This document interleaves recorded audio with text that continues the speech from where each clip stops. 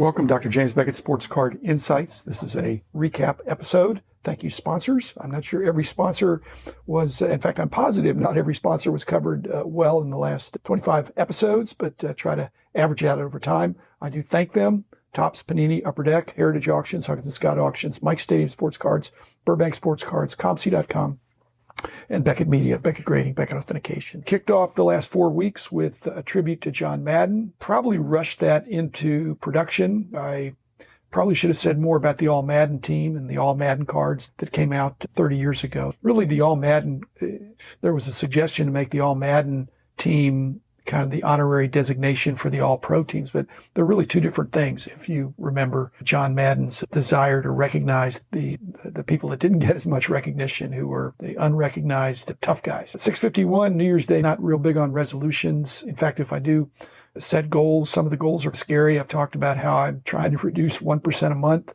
I'm doing that actually with ComC, but I've got a whole bunch of other cards that don't go on ComC. So I've started putting some lots on eBay, and we will see how that goes. Already sold a few. And hopefully that'll get me back on track to at least 1% a month, getting rid of the stuff that I really don't have time or space to deal with. 652 was the Pacific brand analysis with Rich. I just find that fascinating. We're having a great time. We've got a couple more of those coming up, but just taking that year and all the different brands, great doing it with Rich and really gaining insights, a baseline of what happened to those products at that time. 653 was origin story for Ken Kinsley. He hobbies his own way, but we have a few similarities, and we enjoyed batting that around. Obviously, I'm older, but some of the things he does at shows, I do some similar things. 654 was about Fanatics buying Topps, probably the biggest news of the year so far, and we may find that at the end of the year, that was the biggest news. I want it to be positive news. Topps made the deal, Fanatics made the deal, and so that's what we have. Very hopeful this is going to be fresh creativity with Topps, and the marketing muscle of Fanatics really improving the whole hobby. 655 was the origin of T.S. O'Connell, our longtime friend. Rich and I both did that. He's been at SED, the editor, but he's produced his own card set. Not everybody can say that. And he's at heart a vintage guy. And I obviously get along with pretty much anybody that loves vintage. Not in the numbering system, but I do need to tell you that I did drop a few videos on YouTube. I do have a YouTube channel. It's very secondary. I see that as an afterthought, but it is the place to put videos. And so I did 3 different videos on sorting because I figured I'd gotten enough comments that it's just hard to talk somebody through it without a visual. So they're pretty rudimentary, but they just show the grid that I use. And so there's 3 different sorting videos. And then I began doing some video on the wall panels. The panels break into groups of 8 cards. And so I did the first 4 of the panels out of, I think, 80 panels that I have, plus a whole bunch more. So that could be a long-term project. But I went group as Hank Aaron up to Allen. There's many celebrities, last name Allen, and then Allen to Andrews and to Bailey, Baines to Barrow. So I'm only up to the BAs. As you can see, my wall is really pretty extensive, and there's some backstock that I brought in just to give perspective. It's about the cards, why I chose it, why I might unchoose it in some cases. But any feedback, the easiest thing is just to go to YouTube. And it's under the same name as the podcast of Dr. James Beckett Sports Card In. But if you go to Instagram, you could go to Instagram and there's at Dr. Beckett, all spelled out, DOCTOR Beckett. And you can click on the website, or you could go to the website anyway. It's www.beckettsportscardinsights.com. So you could go there, you could go to YouTube, you go to Instagram, and but anyway, it takes you to those videos. You have to dig a little bit to find them because they're mixed in with the audio/videos of the podcast episodes that I just manually put up there, which is just a talking podcast art. But these are actual videos, 5 minutes long pretty much, so you can zip through them. 656 was the tribute to John Clemens, a great, nice man, hobbyist, but also a real pro in his field. And Rich and I both really had warm feelings, but he went quickly. So we saw him, and then we didn't see him, and he spent his last days with his family. Life well lived.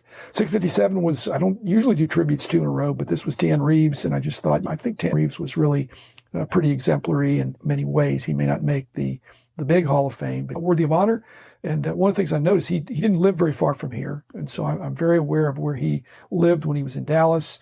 And his neighbors just spoke very highly of him. When you're a football player, celebrity, a featured running back for a while there, and a head coach, when your neighbors think you're a regular guy, that's a really good thing. 658 was the football Pacific brand analysis. And The reason we broke it this way, Rich and I are enjoying comparing and contrasting the different sports. Hockey came up later, but baseball, football, and hockey, the Pacific was doing. We know the actual production and the quantities. It's just been fascinating, and we want to thank Mike Kramer for that. 659 was the 87 Tops Baseball. Rich hooked me onto this. Ryan Fagan, senior baseball writer for the Sporting News. He's been there long enough. If you're a baseball writer for more than 10 years, you get to vote for the Hall of Fame, for the Baseball Hall of Fame. So he's a Baseball Writers of Association. And again, nice guy and a collector. Really enjoyed my time with Ryan. 660 was a long overdue tribute to Bob Lemke. Rich and I have talked about that for a couple of years. He's been gone 5 years. But when I started the podcast, he was on a short list of guys that I thought really were worth giving tribute treatment. And Rich and I talked about it, thought T.S. O'Connell would be the best guy to do that. So again, I got a lot of feedback about that. Again, Bob, when you're remembered after being gone 5 years, that just speaks volume to who he was and his desire to help grow the hobby, and he did. 661 was the dueling questions. I've done that before with Dane Conan, Dynasty Breaks. I'll probably do that occasionally. He's a breaker that's easy for me to talk to. He's not very far away.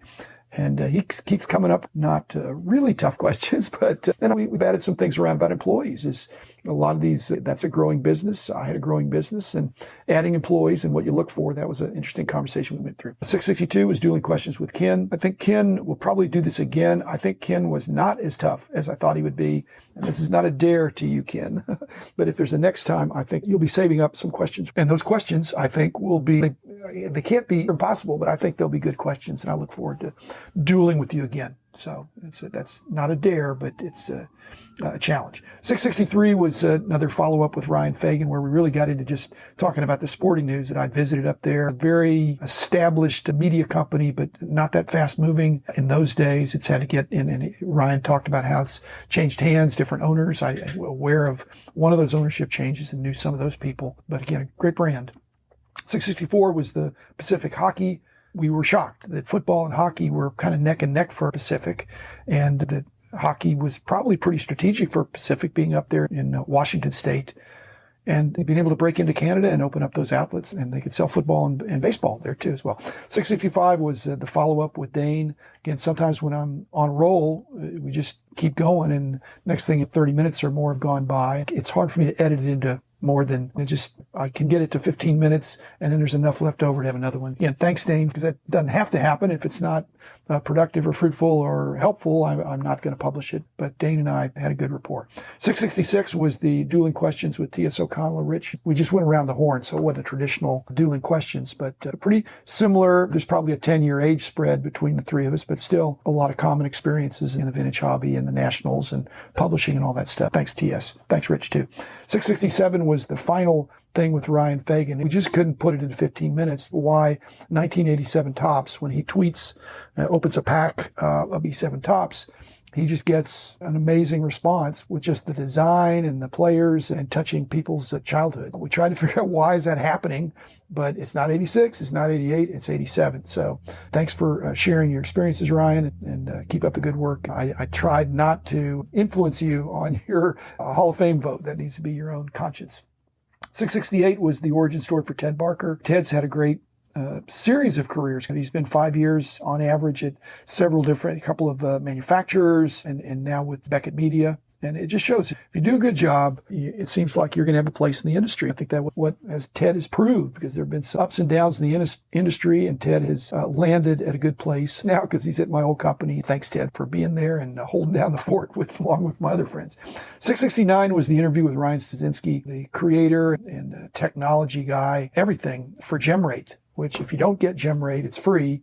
You just get an email that gives his latest synthesis of these pop reports. He's not hacking them. He's basically figured out a way to go in and analyze the data and pull it together. The only caution, and I got into this a little bit with Ryan, is that I think what he's doing is terrific, but he really is giving retrospective data. The pop report is what's been graded so far, and that's very helpful, but you don't know what is in the pipeline or what could be in the pipeline. You got to take that with a grain of salt, and he knows that. 670 was the 81 Donruss Baseball suggested to Rich and I.